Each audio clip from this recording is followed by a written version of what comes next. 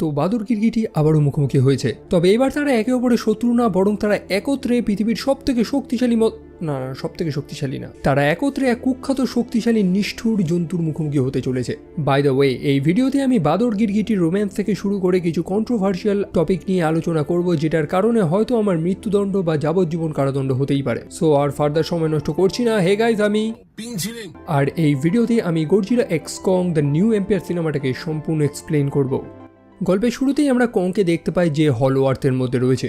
হলো আর্থ হচ্ছে একটা কমপ্লিটলি আলাদা ডাইমেনশন, যেখানে অনেক বৃহৎ বৃহৎ জন্তুরা বসবাস করে। সো আমরা দেখতে পাই যে কংকে কুকুরের মতন দেখতে কিছু জন্তু তারা করেছে, যাদেরকে ওয়ার্ট ডগ বলা হয়। তবে কং বানর হলেও যথেষ্ট বুদ্ধি আছে তার, গায়ের জোরে না পারলেও ভয় দেখিয়ে তো তাদের তাড়িয়ে দিতে পারবে, এবং সে সেটাই করে। তারপর কং স্নান টান করে ফ্রেশ হয়ে একদম নিজের ভোজনটা নিয়ে বসেছে। তবে সেই মুহূর্তে সে ভিন্ন আর একটা জন্তুর আওয়াজ শুনতে পায়, যার আওয়াজটা অনেকটা কং এর মতন, এবং কং এরকমই একটা আওয়াজের খোঁজ অনেকদিন ধরেই করে যাচ্ছে। দেখুন, এটা আপনাকে বুঝতে হবে যে কং খুবই একা। সেও তার কামনা, বাসনা, মনের বেদনাগুলো শেয়ার করার জন্য কাউকে তো খুঁজবে, তবে তার মতন সে কাউকেই খুঁজে পাচ্ছে না। একটা জন্তুর তো আওয়াজ সে খুঁজে পায়, তবে সে লক্ষ্য করে যে একটা ব্যাঙের মতন ছোট প্রাণী সে সেই অদ্ভুত আওয়াজটা করছিল। তারপর আমরা আরেকজন সায়েন্টিস্টকে দেখতে পাই, ডক্টর ইলিন অ্যান্ড্রিউস। ইনি কংয়ের উপরে অনেক আগে থেকেই রিসার্চ করে যাচ্ছেন। মনার্কের একজন চিফ সায়েন্টিস্ট সে। যাই হোক, মনার্ক হচ্ছে একটা সংগঠন যারা এইসব জন্তুজন্তুগুলোর উপরে নজর রাখে, মানে খুব গুরুত্বপূর্ণ কোনো সংগঠন না। মানে মোটমাট কথা হচ্ছে, এদের দিয়ে সাধারণ মানুষের কোনো লাভ হয়নি, জন্তুরা জন্তুদের কাজ করেই গেছে।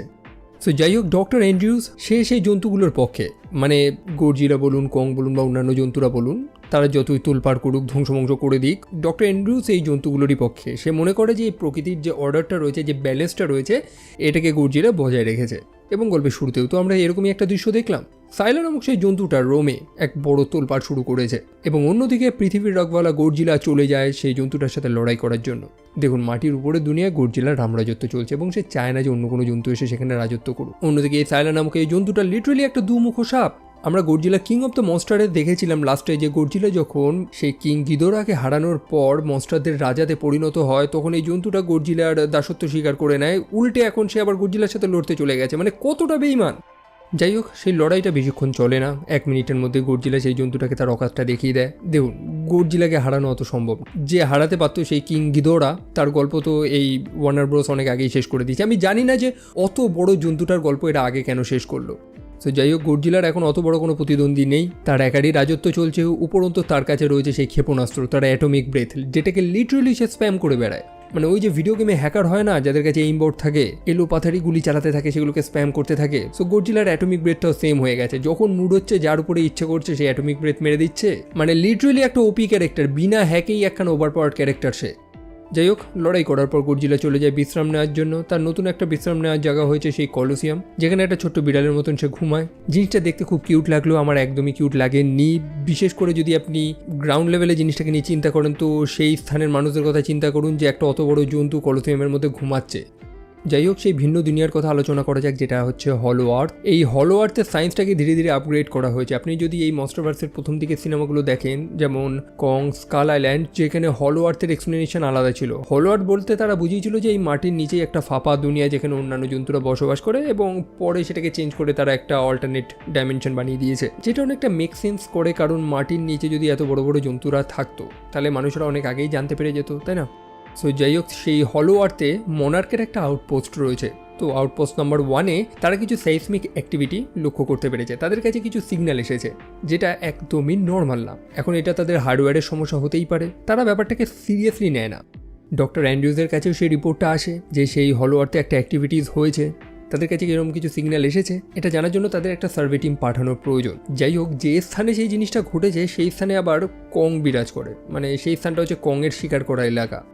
এখন এই সায়েন্টিস্টদের একটাই চিন্তা, যে কং যাতে আবার সেই স্থান ছেড়ে আবার পৃথিবীর উপরে না উঠে আসে, তাহলে তো আবার গডজিলার সাথে লেগে যাবে। মানে তাদের দুজনের মধ্যে একটা ডিল হয়েছিল না পুরনো, মানে গডজিলা কংকে বলেই দিয়েছে যে ভাই তুই হলো আর্থে থাক, আমি উপরে থাকবো, বাইরে আসলে আবার খেলাবো। সো সেই ডিল যাতে ভঙ্গ না হয়। যাই হোক, এখন স্থানটা হচ্ছে বার্বাডোস, যেখানে হলো আর্থের একটা অ্যাক্সেস পয়েন্ট রয়েছে, মানে সেই হলো আর্থে যাওয়ার একটা দরজা অথবা একটা পোর্টালও আমরা বলতে পারি। অন্যদিকে মোনার্কের একটা স্কুল রয়েছে, একটা একাডেমি, যেখানে জিয়া নামক সেই মেয়েটা পড়াশুনো করে। মেয়েটা কথা বলতে পারে না, মেয়েটাকে আমরা এর আগেও দেখেছি, যার সাথে কংয়ের একটা ভালো রিলেশন রয়েছে। সো সেই মেয়েটাও একটা দুঃস্বপ্ন দেখছে, সে ফিল করতে পারছে যে বড় সড়ো কিছু একটা আসছে, একটা বড় বিপদ। সে অদ্ভুত অদ্ভুত কিছু ছবি এঁকেছে। স্কুলের বাকি বাচ্চারা তো তাকে পাগল মনে করছে, তবে সে তো এক্সপ্লেন করতে পারছে না যে তার সাথে অ্যাকচুয়ালি কী হচ্ছে। যাই হোক, এই মেয়েটা স্টোরি আশা করি আপনারা জানেন। না জানলে আপনাদের বলে দিই, আপনারা কং স্কাল আইল্যান্ডের সিনেমাটা দেখেছিলেন তো? যদি না দেখে থাকেন তো কী করছেন? মনস্টারভার্সের কমপ্লিট একটা প্লেলিস্ট বানানো আছে, আপনারা ডেফিনেটলি চেক আউট করতে পারেন।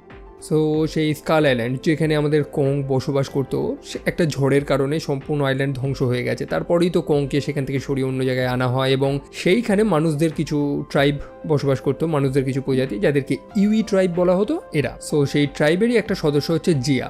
সেই স্থানটা তো ধ্বংস হয়ে গেছে, তবে ডক্টর অ্যান্ড্রু জিয়াকে দত্তক নিয়েছে, তার নিজের মেয়ের মতনই ভালোবাসে তাকে। সো ইদানিং জিয়া কিছু দুঃস্বপ্ন দেখছে, কিছু হ্যালুসিনেশন করছে। অনেকে তো তাকে পাগল মনে করছে, তবে ডক্টর অ্যান্ড্রুজ জানে যে না, তার মেয়ে তো পাগল না। সে যে ছবিগুলো আঁকছিল, সেই ছবিগুলো এক্স্যাক্ট যে সাইসমিক অ্যাক্টিভিটিসগুলো হয়েছিল না সেই মোনার্কের আউটপোস্ট যেটা হলো আর্থের মধ্যে রয়েছে, সেটার সাথে ম্যাচ খেয়ে যাচ্ছে। মানে যে সিগন্যালের রিডিংসটা তারা পেয়েছে এবং তার হাতে আঁকা ছবি দুটো সেম ম্যাচ করে যাচ্ছে। আর এই ব্যাপারটা নিয়ে সে চলে যায় বার্নির সাথে সাক্ষাৎ করতে, যাকে আমরা এর আগেও দেখেছিলাম। টু বি অনেস্ট, এই সিনেমার সব থেকে ওয়ার্স্ট ক্যারেক্টার এটা। মানে এই মানুষটার ফালতু কমেডি, তার ফালতু ডায়লগ আমাকে এতটা ইরিটেট করেছে এই সিনেমাতে। যাই হোক, সে বার্নি একটু পাগলাটে টাইপের, তবে সে কিছু ফ্যাক্ট নিয়েই আলোচনা করে। তো বার্নিকে সে সেই জিনিসটা দেখায়। ডক্টর অ্যান্ড্রুজ তার বাকি সায়েন্টিস্টদের কাছে এই জিনিসটা এই কারণে নিয়ে যায়নি কারণ তারা মনে করছে যে এটা হয়তো সাধারণ কোনো রেডিও ইন্টারফিয়ারেন্স, তার কথা কেউ বিশ্বাস করবে না, তবে কিছু তো একটা ব্যাপার রয়েছে। বাই দ্য ওয়ে, একটা কথা তো আপনাদের বলতে ভুলেই গেছিলাম। সেই যে মোনার্কের আউটপোস্ট যেটা সেই হলো আর্থের মধ্যে রয়েছে, আউটপোস্ট 1, যেখান থেকে তারা প্রথম সিগন্যালটা পেয়েছিল। সো সেইখানে তো একটা মানুষ একদম নাক ডেকে ঘুমাচ্ছে। কে জানতো যে প্রথম বিপদটা তার উপরেই ধেয়ে আসবে। একটা বৃহৎ জন্তু সেই সম্পূর্ণ আউটপোস্টটা ধ্বংস করে দিয়ে চলে যায়। অন্যদিকে সেই মোনার্কের সদস্যরা তো একদম তোড়জোড় করা শুরু করেছে, কারণ সেই গডজিলা ঘুম থেকে উঠে পড়েছে। গডজিলার ভাইটালসগুলো বেড়েই যাচ্ছে, মানে সে উত্তেজিত। তবে কি হয়েছে সেটা এখনও পর্যন্ত জানা যায়নি। অন্যদিকে সেই মোনার্কের যে অ্যাক্সেস পয়েন্টটা রয়েছে না, যেটা বারবাডোসে রয়েছে, সেখান থেকে আচমকা কং বাইরে বেরিয়ে আসে, মানে সেই পোর্টালের মাধ্যমে। এখন আপনারা তো জানেন যে কং যদি এই সারফেস ওয়ার্ল্ডে চলে আসে তাহলে আবার সেই গডজিলার সাথে কংয়ের ঝামেলা লেগে যাবে, যেটা অবশ্যই কেউই চায় না। যাই হোক, কং মোটামুটি আহত, সে একটু রেস্ট নিচ্ছে। তার একটা দাঁত নড়ে গেছে, সেই দাঁতটাকে চেঞ্জ করা প্রয়োজন, নইলে সেখান থেকে ইনফেকশন ছড়াবে। আর সেই সময় চলে আসে এই বৃহৎ জন্তুদের এক ডাক্তার, যার নাম হচ্ছে ট্র্যাপার। সেই ট্র্যাপার মনে মনে ডক্টর অ্যান্ড্রুজকে ভালোবাসে, তবে তাদের এই কেমিস্ট্রির বিন্দুমাত্র আমরা কিছু ফিল করতে পারি না, কারণ এই সিনেমা আমাদের সেমন কিছু ফিল করাই না। যাই হোক, সেই সময় বার্নি আবারও চলে আসে। সে সেই সিগন্যাল রিডিংসগুলো নিয়ে রিসার্চ করে অনেক কিছু তথ্য পেয়েছে। সেই যে সিগন্যালের যে প্যাটার্নটা এসেছে, তারপর জিয়া নামক সেই মেয়েটা যে ছবিটা এঁকছে, সেগুলো কোনো র্যান্ডাম ছবি না, সেগুলোর একটা মানে রয়েছে। প্রথম পার্ট যখন গডজিলার সাথে সেই জন্তুগুলোর ঝামেলা হয়েছিল, যেটার নাম ছিল মুটো, যেটা আমরা গডজিলার প্রথম পার্টে দেখেছিলাম, তখন সেম রিডিংস পাওয়া গেছে। কিং গিদোরা যখন অ্যারাইভ করে তখনও সেম রিডিংস পাওয়া গেছে। কথার মানে হচ্ছে যতবারই পৃথিবীতে বড় বড় কোনো বিপদ এসেছে, তখনই সেম টাইপের রিডিংসগুলো পাওয়া গেছে। তার মানে এটা একটা ডিস্ট্রেস কল, একটা SOS, অর্থাৎ কেউ একজন সাহায্যের জন্য আহ্বান করছে সেই মাটির নিচে, অথবা সেই হলো আর্থে কেউ একজন এই ডিস্ট্রেস কলটা পাঠাচ্ছে, বোঝানোর চেষ্টা করছে যে একটা বড় বিপদ আসছে এবং তাদের অবশ্যই সেই হলো আর্থে যাওয়া প্রয়োজন জিনিসটাকে খতিয়ে দেখার জন্য যে আসলে কি হচ্ছে। তবে এটা যেমন তেমন কোনো সিগন্যাল না বা কোনো যন্ত্রের মাধ্যমে পাঠানো হয়নি। এই সিগন্যালটা অনেকটা টেলিপ্যাথিক, যার কারণে জিয়া নামক সেই ছোট মেয়েটাও তো এই সিগন্যালটা পেয়েছে। মানে সাধারণ মানুষরা তো এই জিনিসটা বুঝতে পারেনি, এই ছোট মেয়েটা কিভাবে বুঝলো? তারা প্রত্যেকে এখন সেই হলো আর্থে যাওয়ার জন্য প্রস্তুতি নিচ্ছে। আমাদের কং সেও চাঙ্গা হয়ে গেছে এবং সেও সেই পোর্টালটা ধরে চলে যায় সেই হলো আর্থে। সেই হলো আর্থে প্রবেশ করার পরেই মানুষেরা কিছু অদ্ভুত প্রাণীদের দেখতে পায়, যাদেরকে ভার্টেসিন্স বলা হয়। এরা খুবই শান্ত প্রকৃতির প্রাণী, যতক্ষণ না এদের পিছনে কেউ কাঠি করছে। আর কেউ যদি একবার কাঠি করে তাহলে একদম হাই পাওয়ারের ইলেকট্রিক শর্ট দিতে এরা পিছু পা হবে না। যাই হোক, তাদের প্লেনের কিছু প্রযুক্তি রয়েছে। তাদের অ্যাক্টিভ ক্যামোফ্লেজটা তারা অন করে দেয়, যাতে তাদের প্লেনটা ঠিক এক্স্যাক্টলি সেই জন্তুগুলোর মতন দেখতে লাগে, যাতে জন্তুগুলো কোনো বিপদ না ফিল করতে পারে। অন্যদিকে আমরা তো দেখেছিলাম গডজিলা ঘুম থেকে উঠে গেছে, তবে সে যাচ্ছে কোথায়? সে চলে গেছে ফ্রান্সের উদ্দেশ্যে। একটা নিউক্লিয়ার পাওয়ার প্ল্যান্ট থেকে হিউজ পরিমাণে রেডিয়েশন এবং শক্তি সে শোষণ করছে। তারপর আমরা কিছু ননসেন্সের মতন সিন দেখি, যে সিনগুলোর কোনো মানেই হয় না। কয়েকটা ড্রোন এসে গডজিলাকে হত্যা করার চেষ্টা করে। এই সিনটা দেওয়ার এখানে কোনো মানে আছে কি? মানে আমরা দেখেছিলাম যে এই আদমরা গডজিলাকে পরমাণু বিস্ফোরণের মাধ্যমে তাকে পুনর্জীবিত করে দেওয়া হয়, মানে যেটা দিয়ে সব কিছু ধ্বংস হয়, সেটাতে গডজিলা আরও চাঙ্গা হয়ে যায়। তো একটা ছোটোখাটো মিসাইল এই জন্তুটার কি হবে? আমি জানি না ভাই, এই সিনটা আমার সত্যি খুব ননসেন্স মার্কা লেগেছে। অন্যদিকে সেই মানুষেরা মোনার্কের আউটপোস্ট 1-এ গিয়ে পৌঁছায়, যে স্থানটা সম্পূর্ণ ধ্বংস হয়ে গেছে। তারা আতঙ্কে রয়েছে যে এই কাজটা কেই বা করতে পারে। অবশ্যই কং তো এরকম বেহুদা কাজ করবে না। একই সাথে এই আউটপোস্টটা কয়েক বছর ধরে এখানে রয়েছে, কেউ তো কোনোদিন আক্রমণ করেনি, তো রিসেন্ট কি হলো? অন্যদিকে আমাদের কং তার পুরনো বাসস্থানে গিয়ে পৌঁছায়, তার পুরনো অস্ত্র সেই ব্যাটেল এক্সটা নিয়ে নেয়। বাই দ্য ওয়ে, এই ব্যাটেল এক্সটার ব্যাপারে হয়তো আপনারা জানেন, গডজিলার ডরসাল প্লেট দিয়ে তৈরি এই ব্যাটেল এক্সটা, যেটা সব ধরনের এনার্জি রেডিয়েশনগুলো অ্যাবজর্ব করতে পারে, শোষণ করতে পারে। তো অবভিয়াসলি গডজিলার মতন একটা ওপি ক্যারেক্টারের সাথে লড়তে হলে তো কংয়ের এরকম একটা অস্ত্র প্রয়োজন, তাই না? সো কং তার আগের জায়গাতে গিয়ে পৌঁছায় যে স্থানটা সম্পূর্ণ ভেঙে পড়েছে। তবে এবার সে সেখানে নতুন কিছু একটা দেখতে পাচ্ছে, কিছু জন্তুর আওয়াজ, যে আওয়াজগুলো তার নিজেরই মতন, মানে এই কংয়ের মতন এবদেরই মতনই আওয়াজ, কোথা দিয়ে একটা আসছে সেটা। আর সেই খোঁজেই কং গিয়ে পৌঁছায় একটা সাবটেরানিয়ান রেলমে, মানে এই হলো আর্থের মধ্যে আরেকটা হলো আর্থ। আর সেখানে কং যেটা খুঁজছিল সেটা ফাইনালি পেয়ে যায়। প্রথমেই সে মুখোমুখি হয় একটা ছোট এপের, মানে একটা ছোট কং, যার নাম হচ্ছে সুকো। তবে সে একা ছিল না, তার সাথে অন্যান্য এপরাও ছিল, যার সাথে কংয়ের লেগে যায় ঝামেলা। তবে ভাই কং যথেষ্ট স্ট্রং, তাদেরকে উদ্যম কেলায়, তবে সুকোকে সে কিছু বলে না। কং জাস্ট জানতে চায় যে তারা কোথা থেকে এসছে এবং সে আওয়াজটা কোথা দিয়ে আসছিল। সুকো তো তাকে কিছু বলতে চায় না, তবে কং তাকে ধমক দেওয়াতে ফাইনালি সে বলে দেয়। অন্যদিকে আমাদের সেই মানুষগুলো মনার্কে সেই আউটপোস্ট 1-এর কিছু ভিডিও ফুটেজ বার করেছে। তারা দেখতে পায় যে হ্যাঁ, সেখানে একটা বৃহৎ জন্তু আক্রমণ করেছে, যাকে এক্স্যাক্টলি কংয়ের মতন দেখতে, তবে সেটা কং তো না। তবে সেই মুহূর্তে যখন তারা প্লেনে ছিল, তখন আবার তারা সেরকম একটা সিগন্যাল রিসিভ করে, কেউ একটা সাহায্য চাইছে। সেই সিগন্যালটা ছিল যথেষ্ট স্ট্রং, তাদের প্লেন তো প্রায় কন্ট্রোলের বাইরে চলে গেছিলো, তা সত্ত্বেও তারা সেই সিগন্যালটা ট্রেস করে পাশাপাশি একটা জায়গায় ল্যান্ড করে। যাই হোক, সেই স্থানে বের্নির কিছু ক্রিঞ্চ কমেডি দেখতে পাই, মানে মানুষকে যথেষ্ট হাসানোর প্রচেষ্টা হয়েছে সেখানে কিছু জঙ্গলের জন্তুদেরও দেখিয়েছে। অবভিয়াসলি হস্টাইল প্রাণী, সেখানে কত ধরনের যে জন্তু রয়েছে সেটা কেই বা জানে। অন্যদিকে আমাদের গডজিলা স্পেন ত্যাগ করে সমুদ্রের দিকে রওনা দেয়। গডজিলার যাত্রাপথটাকে ট্র্যাক করা হচ্ছে, সে সম্ভবত গ্রিনল্যান্ডের উদ্দেশ্যে যাচ্ছে, যে রিজনে আর একটা জন্তু রয়েছে, আর একটা বৃহৎ টাইটান, যেটাকে টিয়ামাট বলা হয়। এখন কেউ জানে না যে গডজিলার অ্যাকচুয়ালি কি হয়েছে, যে শরীর ভর্তি রেডিয়েশন নিয়ে যে সে পাগলের মতন ওইদিকে যাচ্ছে। কেউ না কেউ তো তাকে খুব খেপিয়েছে। অন্যদিকে সেই মানুষগুলো যারা সেই হলো আর্থের মধ্যে রয়েছে, তারা সেই সিগন্যালের খোঁজ করতে করতে একটা অদ্ভুত স্থানে গিয়ে পৌঁছায়, যেখানে একটা পৌরাণিক টেম্পল ছিল। এবং জিয়ান এবং সেই ছোট মেয়েটা বুঝতে পেরে যায় যে তার মানুষেরাই এই টেম্পলে বসবাস করতো, অর্থাৎ তার সেই ইউই ট্রাইবের মানুষেরই টেম্পল এটা। সেখানে দেওয়ালে মথরা নামক যে জন্তুটা ছিল তারও একটা ছবি দেখতে পাই, মানে এক টাইপের খোদাই করা, যেখান থেকে একটা সিক্রেট যাওয়ার প্যাসেজ তৈরি হয়। তারা দেখতে পায় যে তাদের সামনে একটা পাতলা দেওয়াল রয়েছে, যে পাতলা দেওয়ালটা সেই মথরা নামক যে জন্তুটা রয়েছে সেই বানিয়েছে তার জাল দিয়ে।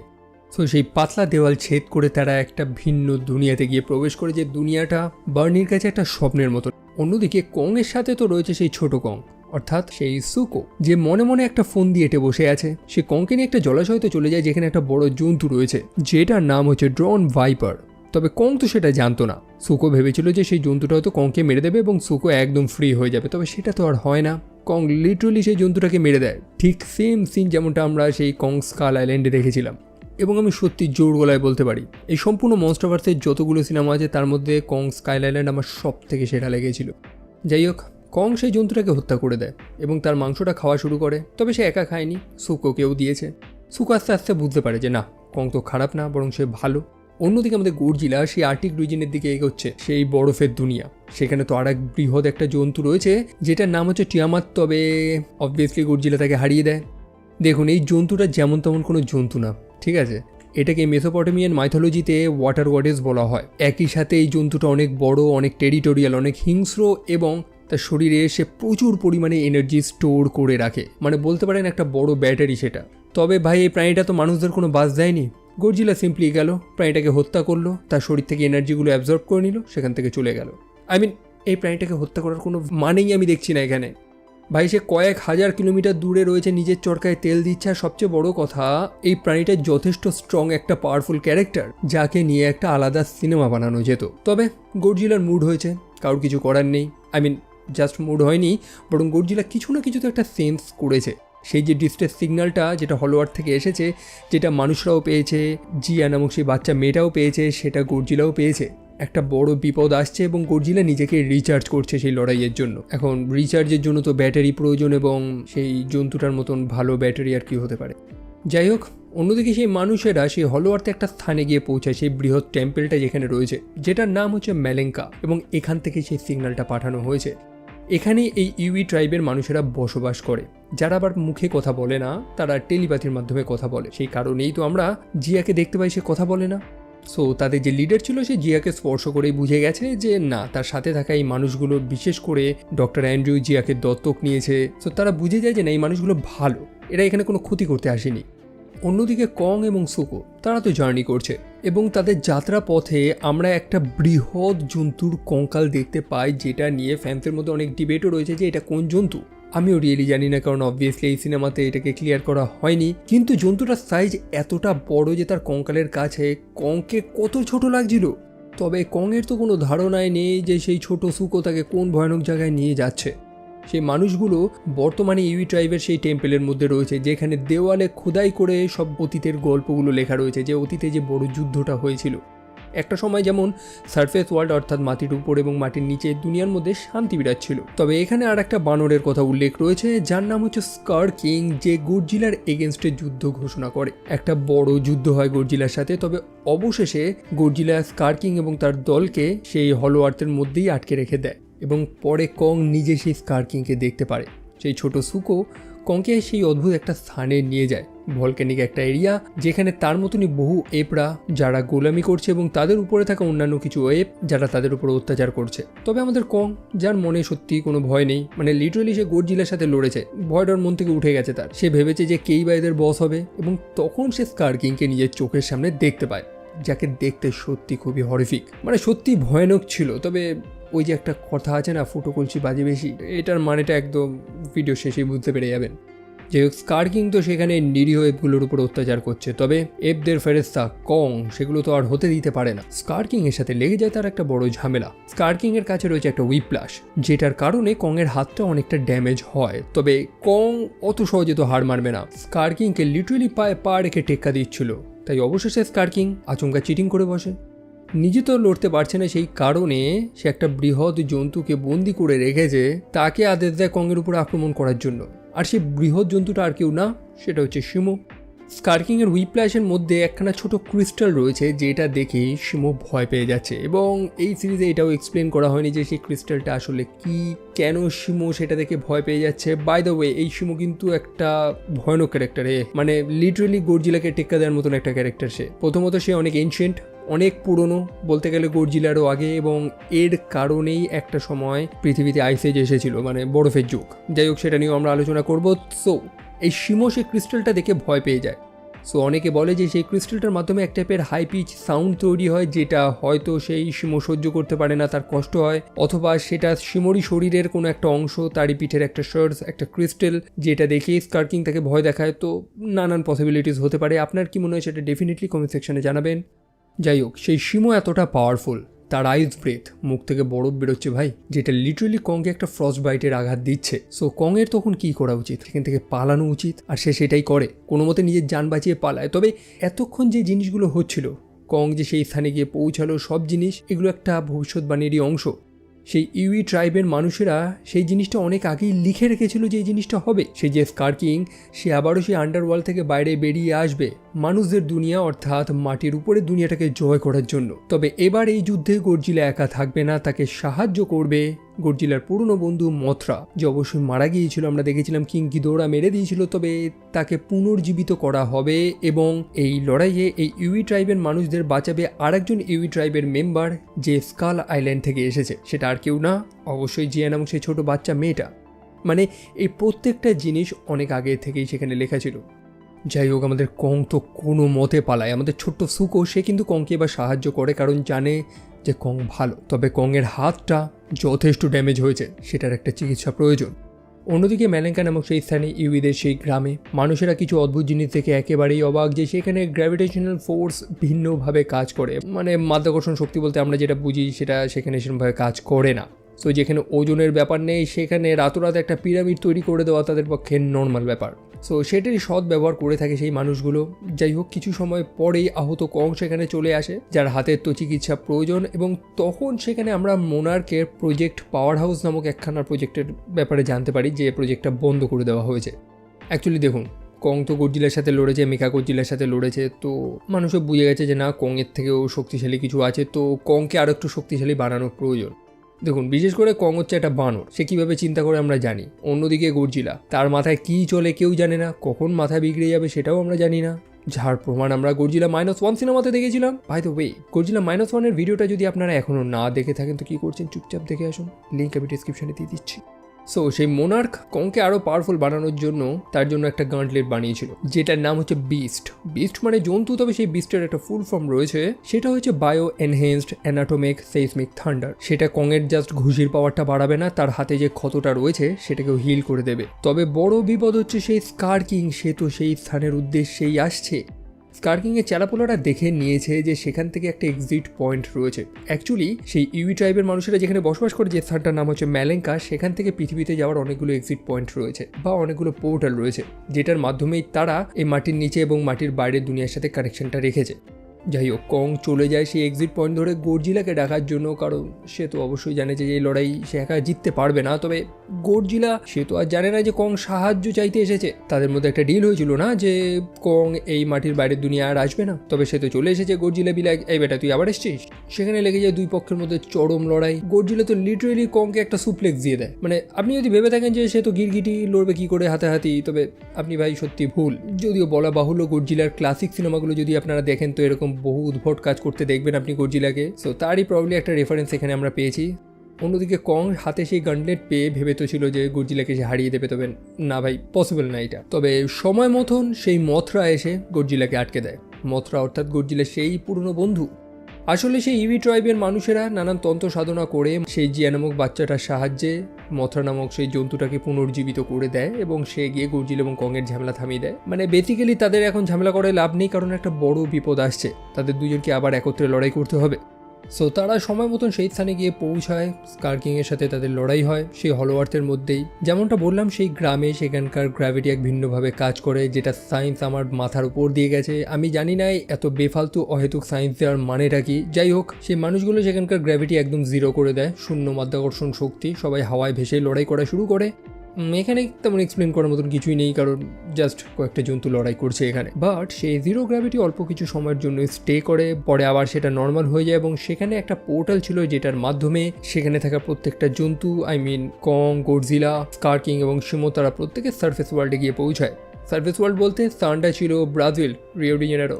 বিচের পাশে মানুষেরা বিন্দাস মস্তি করছে। কে জানতো যে তাদের শান্তি দীর্ঘস্থায়ী না। আকাশ থেকে আচমকা বৃহৎ জন্তুগুলো টপকা এবং সেখানে লড়াই শুরু হয়ে যায়। যাই হোক, সেখানে চরম তোলপাড় হয়, কিছু এপিক ভিএফএক্স আমরা দেখতে পারি, বাট অবশেষে সত্যের জয় হয়। সেই স্কার কিং যে ক্রিস্টালটা দিয়ে শিমোকে বশে করে রেখেছিল, সেই ক্রিস্টালটা সুকো নামক সেই ছোট্ট কং ভেঙে দেয়, যার ফলে শিমো সেই স্কার কিংয়ের গোলামি থেকে মুক্ত হয়ে যায়। দেখুন, শিমো খুবই ওপি ক্যারেক্টার, তাকে কেউ হারাতে পারছে না।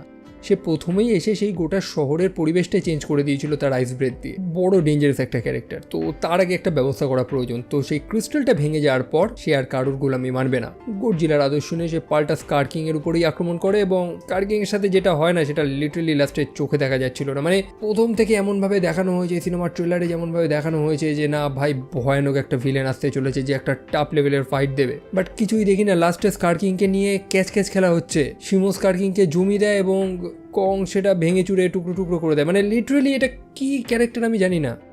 আমি তো একটু আগে সেটাই বলেছিলাম যে কিং গিদোরার মতন এরকম বড় লেভেলের একটা ক্যারেক্টারকে এরা জাস্ট ফার্স্টেই মেরে দিল, কোনো মানেই ছিল না। আর অন্যদিকে এই সিনেমাতে শিমো রয়েছে, যার স্ক্রিন টাইম বেশি নেই, এই ক্যারেক্টারটাকে ভালো মতন এক্সপ্লোরই করা হয়নি। সবচেয়ে বড় কথা, এই টাইটানটার জন্য নাকি পৃথিবীতে একটা সময় বরফের যুগ এসেছিল, যেটাকে আমরা আইসেজ নামে চিনি। একই সাথে এরকমও থিওরি রয়েছে যে সেই যে কিং গিদোরা, যাকে আমরা আন্টার্কটিকার নিচে বরফে জমে থাকা অবস্থায় দেখেছিলাম, আসলে সেই শিমোই কিং গিদোরাকে বরফে জমিয়ে দিয়েছিল। এখন আপনাদের কেমন লেগেছে আমি জানি না, বাট এই সিনেমাটা আমার এই মনস্টারভার্সের একটা ডাউনগ্রেড মনে হয়েছে। এই সিনেমার মধ্যে অনেক পোটেনশিয়াল রয়েছে, অনেক কিছু রয়েছে, বাট কিছু আলতু ফালতু ফ্যান্সি জিনিসের পিছনে তারা নষ্ট করে জাস্ট ফ্র্যাঞ্চাইজিটাকে না ধ্বংস করে দেয়। এখন দুদিনের হলিউড সিনেমা দেখা মানুষদের কাছে হয়তো খুব ভালো লাগতে পারে, মানে তারা চোখের সামনে বড় বড় জন্তুদের লড়াই দেখছে, হলিউডের ভিএফএক্স, তারা ভাবছে ও বাবা কি সুন্দর জিনিস। তাদেরকে ডেফিনেটলি আমি জিনিসগুলো এক্সপ্লেন করতে পারবো না, বাট যারা আপনারা সিনেমা দেখেন, অ্যাকচুয়ালি যারা মনস্টারভার্সের সিনেমাগুলো প্রথম থেকে ভালো মতন দেখে এসেছেন, তারা হয়তো রিলেট করতে পারবেন যে আমি কি বলার চেষ্টা করছি। মোটমাট কথা, এই স্কার কিংকে একটু স্ট্রং দেখাতে পারতো অ্যাটলিস্ট, যেভাবে ট্রেলার এবং প্রথম থেকে এটাকে প্রেজেন্ট করেছে। যাই হোক, তারপর একটা হ্যাপি এন্ডিং। জিয়া নামক সেই মেয়েটা তার ট্রাইবেল লোকদের খুঁজে পেলেও সে ডক্টর অ্যান্ড্রুর সাথে থাকারই সিদ্ধান্ত নেয়। অন্যদিকে কং হয়ে যায় সেই ট্রাইবের লিডার, মানে স্কার কিং তো মারা গেছে, তার জায়গা কং নিয়ে নিয়েছে। এখন সে প্রত্যেকটা বানরের সঠিকভাবে বিচার করবে। গডজিলা এখন শান্ত, আর কোনো ঝামেলা নেই, চলে যায় একটা কিউট বিড়ালের মতন সেই কলোসিয়ামের মধ্যে ঘুমানোর জন্য। যে সিনটা আমার সত্যি অকওয়ার্ড লেগেছে, বাট দেখতেও খুব সুন্দর লেগেছে এই সিনটা। তবে খারাপ লাগছে জাস্ট টিয়ামাট নামক সেই জন্তুটার জন্য। আন্টার্কটিকায় থাকে ভাই, একাই থাকে, কারুর কোনো ঝামেলা করে না। গডজিলা লিটারালি তাকে মেরে দিল কিছু শক্তি পাওয়ার জন্য, সে জাস্ট শহীদ হয়েছে বিনা কারণে। এবং আর একটা জিনিস এই সিনেমাতে বন্ধ করা প্রয়োজন, যে কথাটা আমার খুবই স্টুপিড লাগে, যে গডজিলা হচ্ছে নেচারের রক্ষাকর্তা, তারা নেচারের ব্যালেন্সটাকে, এই কথাগুলো খুবই স্টুপিড লাগে, আমার কোনো অ্যাঙ্গেল থেকেই ভালো লাগে না। দেখুন, গডজিলা একটা ওপি ক্যারেক্টার, সে মানুষদের কিছু বলছে না, মানুষদের উপরে দয়া করেছে, এটার জন্য মানুষরা ধন্য। নেচারের ব্যালেন্স বজায় রাখছে, এইসব আলবাল কথাগুলো সত্যি কথা খুবই স্টুপিড লাগে, যেখানে গডজিলার কারণে কয়েক হাজার লক্ষ কোটি টাকার প্রপার্টি ধ্বংস হচ্ছে। সো স্টুপিড ননসেন্স কথাগুলো একটু বাদ দিয়ে এই সিনেমাটাকে একটু রিয়েলিস্টিক বানানো যেতে পারে, বাট হু কেয়ার্স, আমি তো পাগলের মতন বকেই যাচ্ছি এবং ভবিষ্যতেও বকেই যাব। তো এই ছিল আমার ভিডিও, কেমন লেগেছে ডেফিনেটলি কমেন্ট সেকশনে জানাবেন, আপনাদের ওপিনিয়ন্সগুলো জানাবেন। ভালো লাগলে লাইক করতে ভুলবেন না, আমাকে সোশ্যালে ফলো করতে ভুলবেন না, যেগুলো লিঙ্ক ডিসক্রিপশনে রয়েছে। তো দেখা হচ্ছে আপনাদের সাথে পরের আর একটা ভিডিওতে। টিল দেন সাবধানে থাকবেন, ভালো থাকবেন, take care and bye by.